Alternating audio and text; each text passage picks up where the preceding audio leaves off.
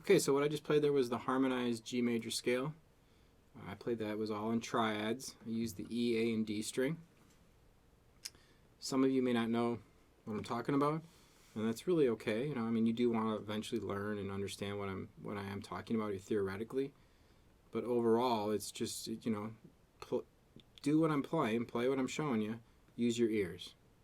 Equally as important, ears, and then eventually, you know, also with theory, you combine those two together, right? And you really can make some great music that way. So the first thing we want to do here is we want to understand the harmonization of the scale and chords. What that means is I take a G major scale, G, A, B, C, D, E, F sharp, G, and then I assign each note in the scale a chord. And this would work for any key. So in the case of G, it would be, we harmonize the scale like this. We're going to do it in open chords first. So G major, an A minor, a B minor, C major, D major, E minor, we'll do F sharp diminished seventh, and then back to G. Alright, so what's the importance of this is that this is where we get common chord progressions from. So G, C, and D, that's a 1, 4, 5 progression. Because G is the first note, A, B, C is the fourth, or G, A, B, C would be the fourth, and then D would be the fifth. So that's the first, fourth, fifth note in the scale, and then when you assign it chords, they become major chords. G, C, D. Another common one is G, E minor, C, D. Right? G, B minor, C, D. So, you know, you can see you can start messing around with all sorts of different combinations, and you should. That way you're getting good handle on progressions, chord changes, different areas of the neck. That's also important too. Okay, so what I did was I harmonized the scale linearly up the neck. And a lot of people don't practice the guitar linearly. We're all very shape-based, you know, with our scales and pentatonics and things like that. So it's really good if you can start practicing linearly, because you will see the guitar in a new light, really. That's how I would look at it. At least it was for me when I started, you know, doing things linearly. So what I did was I built a G, I already did this, but I'll do it again, a G major scale off the low E string. So G, a whole step from G is A, a whole step from A is B, a whole step from B is C, a whole step from C is D, a whole step from E, wait, the other way, sorry, a whole step from G is A, a whole step from A is B, a half step from B is C, a whole step from C is D, a whole step from D is E, another whole step from E to F sharp, and then your last half step takes you back home to G. So G, A, B, C, D, E, F sharp, G. And then now what I did is I took the top three strings, E, A, D, and I plugged in the triad chord shapes for each one. So here's what I did. I'll show you. So I played G first. So essentially, I'm taking the G chord and I'm just playing the first. I'm kind of arpeggiating everything when I did it. Now I'll show you there's lots of different ways that we can do this in terms of the right hand and what we're doing rhythmically, right? But for now, I'm just going to kind of pick through each one. So G, G, B, D. That's your third fret of the low E, second fret of the A, and then just your open D. Now you got to understand, you don't have to fret the D back here, but if you did, that's what the shape would look like. Right? You'll understand that when we get to C. Then for the A minor, I go to the fifth fret of the low E, and that's 5, 3, 2. A, C, E. Those are the three notes that make up an A minor. B minor, 7th fret, low E. It's 7, 5, 4. B, D, F sharp. C, 8th fret. That's 8, 7, 5. That's C, E, G. D major, 10. It's 10, 9, 7. D, F sharp, A. E minor, 12. So So we got E, G, B, 10 or 12, 10, 9. F sharp diminished. We're at the 14th fret. 14, 12, 10. F sharp, A, C. And then we're back home. This might, if you don't have a cutaway, this might be tough. But back home at 15 on the low E, 15, 14, 12. Again, G, B, D. Backwards.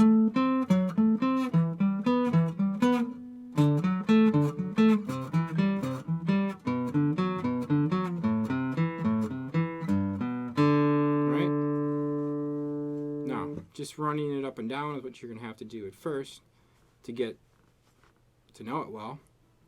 But then you want to start trying to be musical with it. Always with anything that you're learning that can be turned into something musical, try to do that. This here, so a G, I already said G, C, D, 1, 4, 5. That's the most common chord progression in Western music. So, you could now transfer that to here. So we have G, then you have your C at the 8th fret, and you have your D at the 10th fret. So already you can kind of hear like, it's, just like.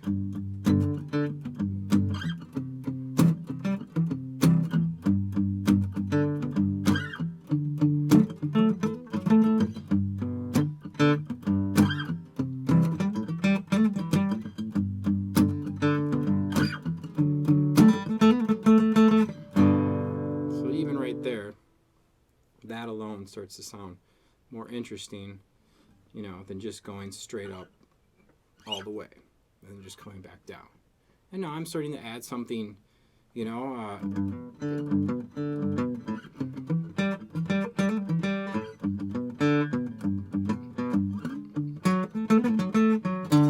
I'm just trying to add different things in rhythmically here. I'm not just trying to, I could do all sorts of different things.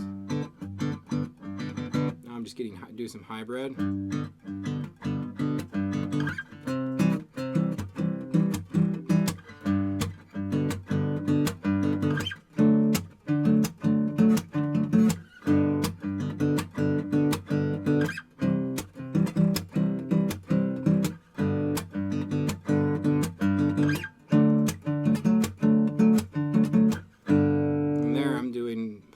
Clawing with my middle and ring finger, using my pick, and then I'm getting the hits going. So I'm still just using the G, the C, and the D, right? So you also see here by thinking about things right-hand wise, how you can add more into practicing something like this. So there's a bunch of different ways that I could go about practicing this with the right hand. Okay? Let's see here, what else with this? Well, now what we'd want to do here is you'd want to find this on the other string sets. Okay? So let's just do it real quickly here. So we got G here. Now we're on the S. So now I'm just going down. I'm going down to the A, D, and G string. Right? So that means that G is at the 10th fret of the A string. So there's my... Again, that's just the same thing as what you did here. G, B, D, G, B, G, B, D. We're just finding these things on the different string sets, right? If I go up, I'm going to eventually come back down here. G, then my A minor, 12, 10, 9, B minor, 14, 12, 11, and then you'd be, to C here, and I wish I could do here. And I got D. I got E minor. I got my F sharp diminished. Now where am I at here? F sharp diminished. Sorry. And then the G. Back to where you started. So I can go down with this. Alright, and then I could go where am I at here? C.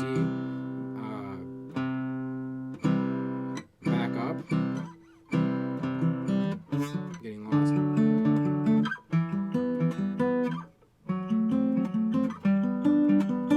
A minor, B minor. Again, you see that it's just the same stuff on a different string set. Then I could go here. I'm finding the G root everywhere, so now I'm on the D string. So G is at the 5th fret of the D string. I have 5, 4, 3. And the only reason the shape changes is because of the B string. Right, then I have A minor, 7, 5, 5, B minor, 9, 7, 7, C, 10, 9, 8, D, 12, 11, 10. Where am I at now here? D, E minor, 14, 12, 12. Then I do, there's my F sharp diminished, that's 16, 14, 13. And I'm back to G, 15, 14, or no, I'm sorry, 17, 16, 15. Right? Now, if we started on the G string, this is a little bit challenging because the play here in position, you don't really have a way to play a complete triad. You'd have G, B, E, or G, B, G, or G, B, E. You don't, it's a power chord. So if we started here, though, I could do it here. So this would be G at the 12th fret, B at the 12th fret, and then D at the 10th fret of the high E. If I take that down, what do we get? We get F sharp diminished. So 13, 11, 10, 8. E minor, 9, 8, 7. D, 5, or 7, 7, 5. C, 5, 5, 3. B minor, 4, 3, 2. A minor, 2, 1, open. And then C can't really do the G, right? I could go up here to A minor from the G. So for 14, 13, 12, B minor. Basically as high as you can go. You want to figure it out, right? So what a powerful thing that is to see the same information all over the neck, right? So you gotta, the main thing here is you gotta try to make this musical as you work through this stuff, right? Okay, I want to try to leave this pretty short. I feel like I've been going too long with some of these videos. So if you have any questions, let me know, please. Thank you.